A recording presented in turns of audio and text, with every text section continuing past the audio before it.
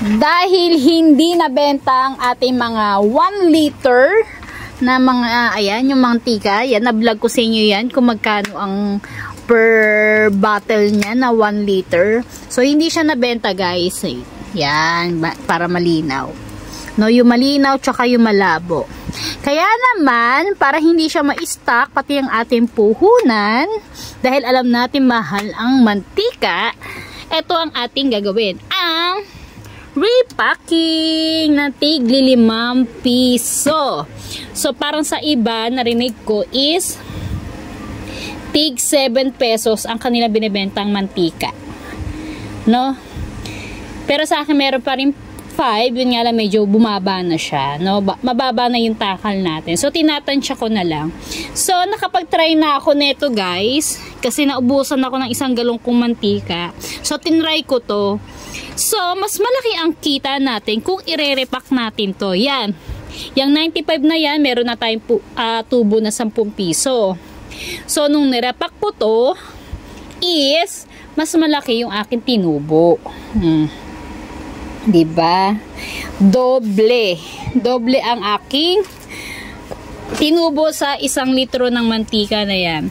So, ipapaubos ko to. Ayaw mo nang i-repack-repack ko.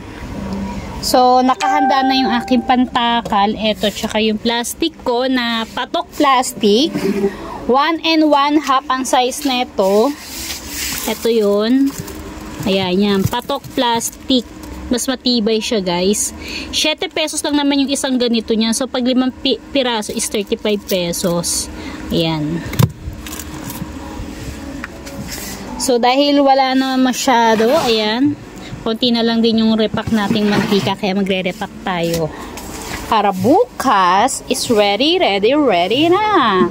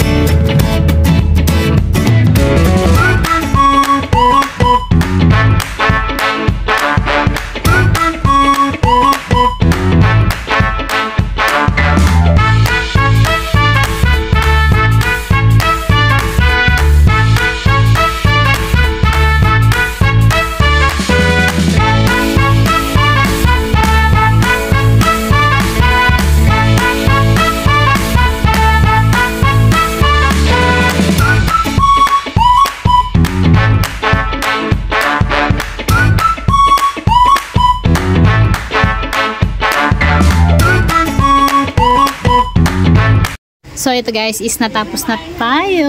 Ayan.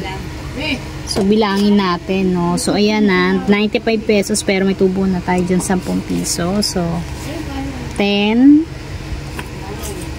20, 30, 40, 50, 60, 70, 80, 90, 95. Ayan, may tubo na tayong 10 piso. So, 10, 20, 30, 40, 45 pesos. Yung ating tubo plus 10. So, 55 pesos. Mas malaki. Kaysa dun sa ibenta natin siya ng 1 liter, mas malaki siya na kung ire-repack natin. O, diba?